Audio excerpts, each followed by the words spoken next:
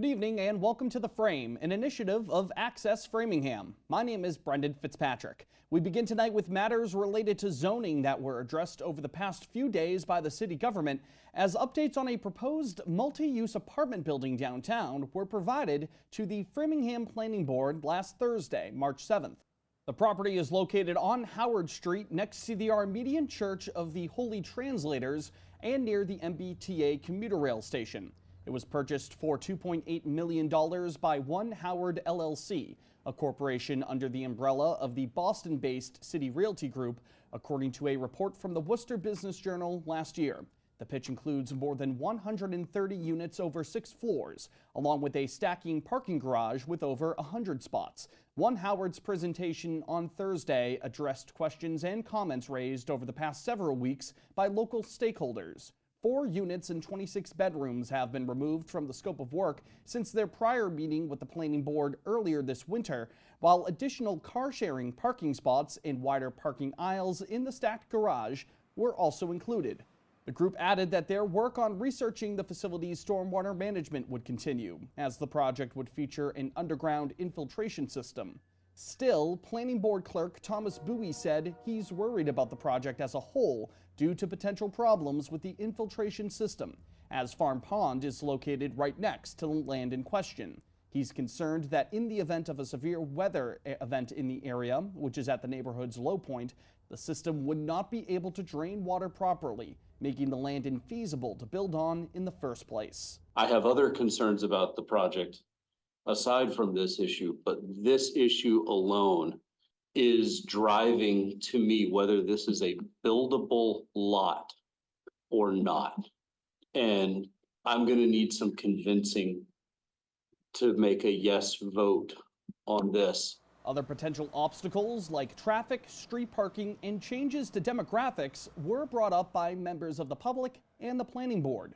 Board member Jeff Johnson elaborated further on that third point, expressing his hopes that manual laborers in the city may have a shot at living in units similar to the ones One Howard have proposed. If these places could have somewhere to put work trucks, maybe that's unreasonable, but it would at least have a glimmer of hope that somebody who has a blue collar job would have a chance to live in any of these buildings.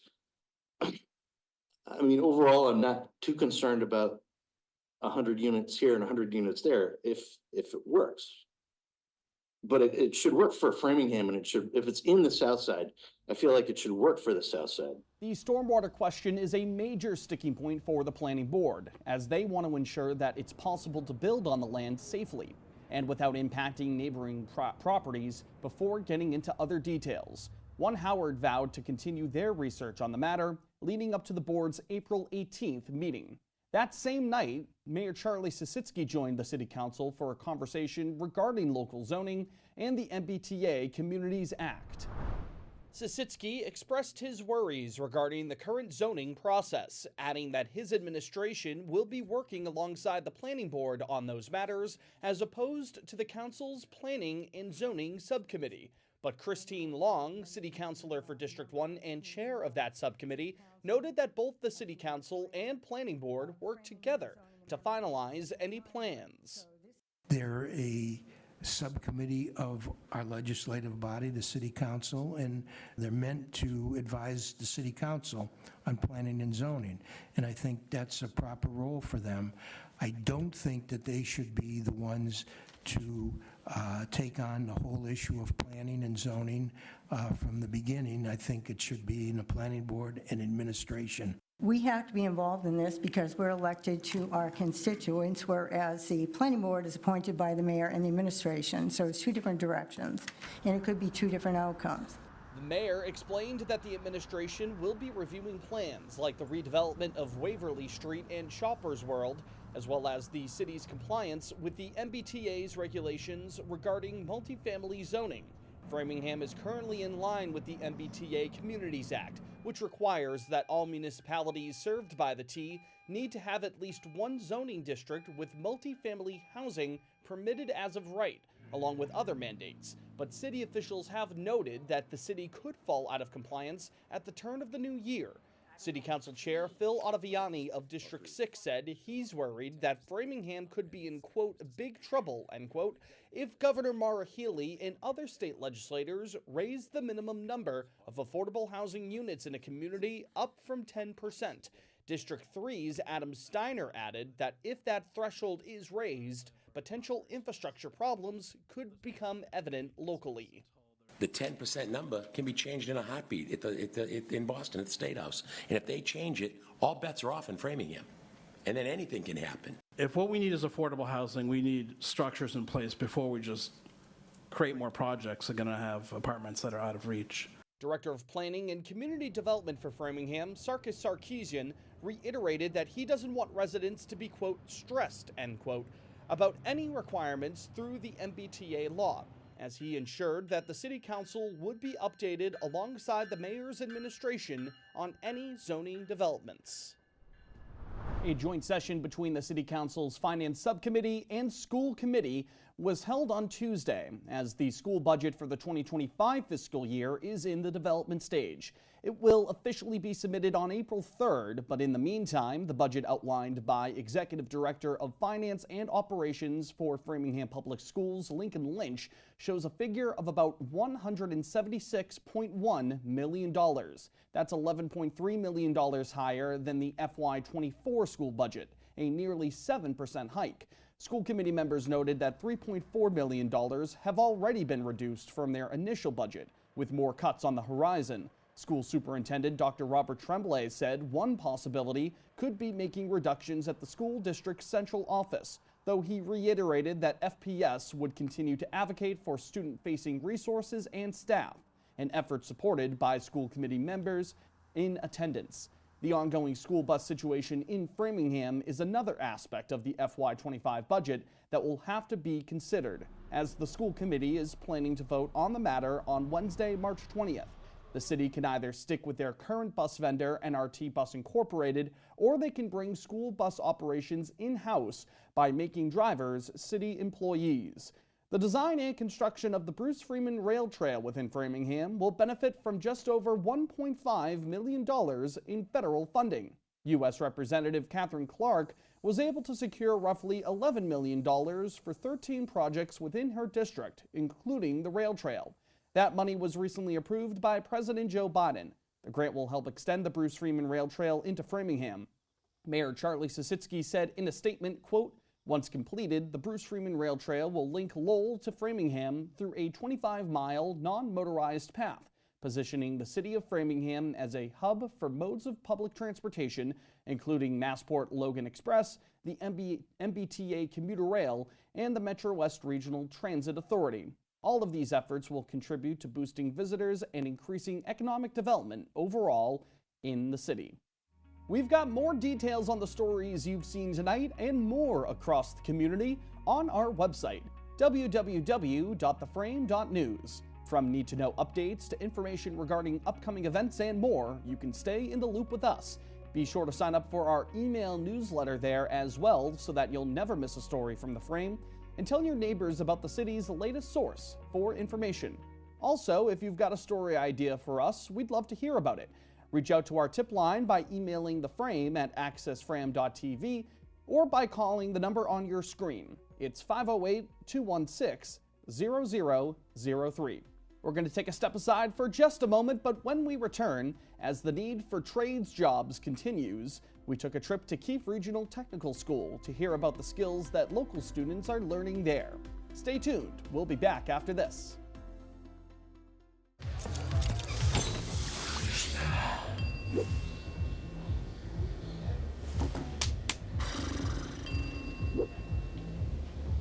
If you need to do something to feel okay to drive, you're not okay to drive. Don't drive buzzed.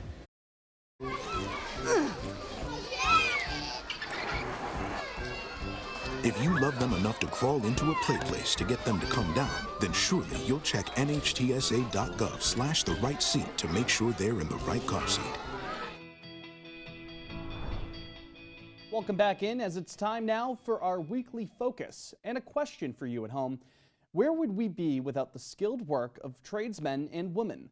From the carpenters that build our infrastructure to the electricians that keep us powered up, Their hard work is vital to our society. Like many fields, the trades are experiencing a shortage of workers, but that doesn't mean there aren't lots of tradesmen and women aspiring to join the workforce. For our weekly focus, we took a look to the next generation of those learning their tools of the trades right here in Framingham at Keefe Regional Technical School. The Frame's Mackenzie Wright took a visit there recently, and she joins us now to share more. Mackenzie? Brendan, Keefe Tech is a vocational school that allows its students to pursue their chosen trade with hands-on learning. Across the board, from metal fabrication to plumbing and HVAC, school officials, teachers, and students all stress the value of learning with their hands. Something else, though, I heard repeated again and again, the key word you mentioned just a moment ago, vital. These trade jobs are vital to the world around us, and the students I spoke to recognize that.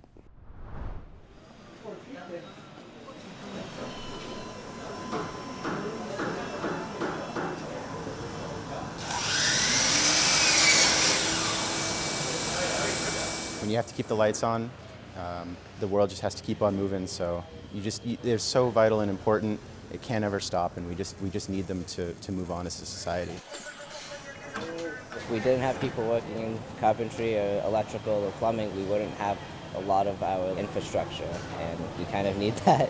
I found myself in this shop, and honestly, I love it so much because I can work with my hands and I can solve problems. To come here and just be able to do it and get really good at it, and like it's hands-on. You're always doing something, you're always thinking. So like you got your 3, you use 3/4. But they seem to thrive really in this environment. Students are able to learn a lot more and faster by being able to have hands-on work. The skills learned here, they don't go away. They'll help you in the future. Not just developing the individual skills within the programs, but also just the interactions with their peers and cooperative learning in general.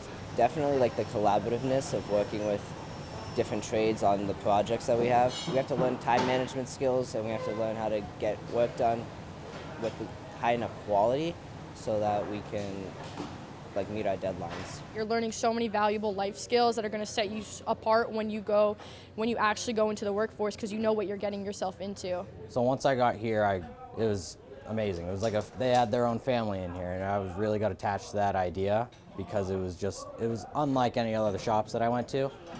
Oh, yeah, the students are great. The students are awesome. That's what makes me do this. We are preparing the students the necessary tools that they're going to need to go out there and start their career. These students, they're so motivated, so it's really great to see them progress from 14-year-old students to 18-year-old young adults. Living in a society where infrastructure is happening, we're close to Boston right now. Going to a trade school is going to give you that leg up that is just invaluable. After their junior year, they're available to go out on co-op. I mean, what could be better than that? They're already filling out their resume in their chosen field of study. So it's fantastic. And that helps the employer as well, because what's happening is basically it creates a feeding system for getting someone that already knows how they work, knows what they can have them do. I've talked to many companies that are not only around Framingham, but even my previous employer, they can't hire enough people. They can't find enough. Right now, there definitely is a shortage, and I've had many companies come in asking for people to go out on co-op. Juniors will be able to go out on co-op, and all these companies are going to be excited to have all these new technicians coming into the field and helping them out. I was eligible for co-op, and it allows me to half the time, so I do 1 week of school and academics, and then 1 week of on-the-job learning with an employer. You can learn a lot in the shop. You can learn a lot of techniques, a lot of code, a lot of rules, but to get true training and knowledge and be confident in yourself, you need to go out and see real-world things, whether that be new construction, so you learn how each town deals with code, or service calls, where you learn how things can go wrong and why we changed certain codes to to be the way they are now. I get to see a new side of the electrical field. It stimulates your mind so much. I wish that every school had like a tech program itself, because you just learn so many valuable life skills that you would not have been learning if you were just listening to someone teach you. Instead, you're actually going out, you're learning your mistakes, you're realizing what you did wrong, and it's just like a trial and error thing. Anna went on to talk about the current labor shortage and how it will continue to strain as an aging workforce moves towards retirement. According to Keefe Tech's Cooperative Education Coordinator, John Brochu, the need is so great that employers would love to have more of their students, some of which tackle long commutes to Boston and Cape Cod. John says the feedback regarding their knowledge, skills, and motivation is exceptional. Brendan? And thank you for that, Mackenzie. Now, if you're interested in learning more about Keefe Tech and the coursework they offer, you can visit their website, www.keefetech.org. Shifting gears now to our weather as we make our way towards the weekend. Friday's forecast looks cloudy with a chance of showers throughout the day, highs in the low 50s and lows in the upper 30s. That possibility for rain continues into Saturday morning before partly sunny skies emerge later in the day. Highs on Saturday again near 50 with lows in the upper 30s. Rounding up the weekend on Sunday, St. Patrick's Day, of course. Expect mostly cloudy conditions with a chance of rain once more. Highs in the mid-50s and lows in the mid-30s on Sunday. Another thing to note, the first day of spring is this upcoming Tuesday the 19th. Certainly hoping for plenty of sunshine and warmer weather soon. If you want to share any long-awaited signs of spring here in Framingham, we'd love to hear from you. You can tag us on social media. Our handle on both Instagram and X is @FrameNews_. Follow us there for daily updates. You can also subscribe to the Access Framingham YouTube channel and hit the bell icon to be notified when new episodes go up each week. Check out our Facebook page just by searching for The Frame as well. Coming up next on The Frame, the city's DPW is informing drivers about a work project off of Hollis Street, while a few local communities are looking for help in order to serve those in need. But first, our team here at The Frame wants to remind you that it's because of Access Framingham that we're able to present local news to you. We'd like to take a moment to check out a project that Access Framingham, our community's independent nonprofit media center, has been working on. AFTV took a visit to the Performing Arts Center of Metro West last month to provide community coverage of the organization's Show Your Love event. Lots of musical performances were on full display to help raise money for PAC, and Access Framingham captured the highlights. Let's take a look.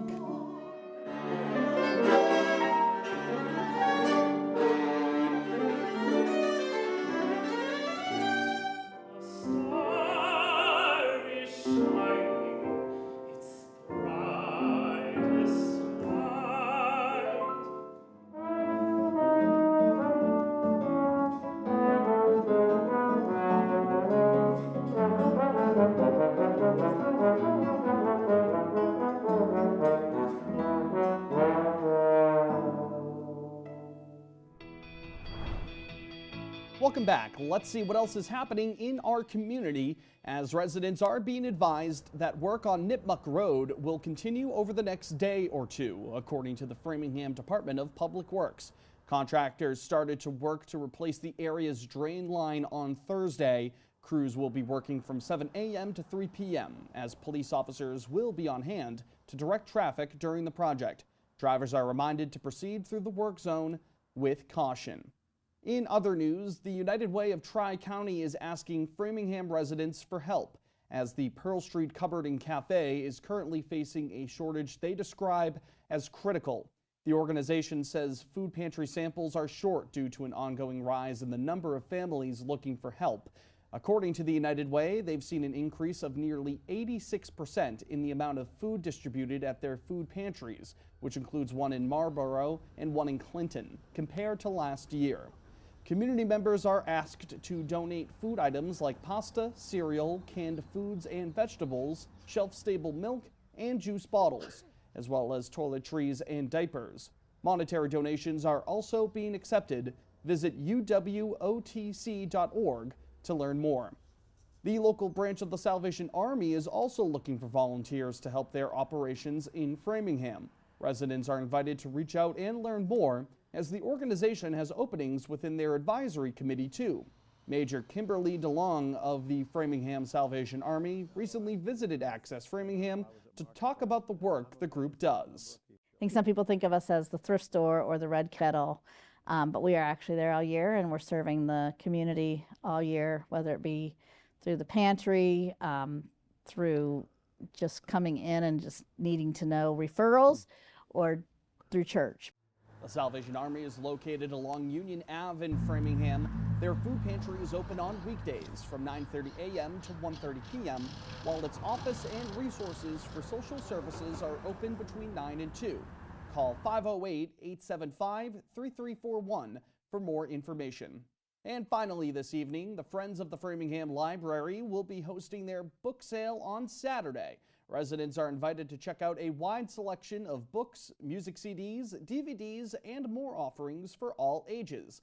Non-English books will also be available, as most books and media will be on sale for just $2. Bags of books will be on sale for $12 a piece, with half bags costing $6 each. The event will be held at the library's main branch on Lexington Street from 10 a.m. to 3 p.m. Only cash and checks will be accepted. That's going to do it for this week's Framingham News in Focus.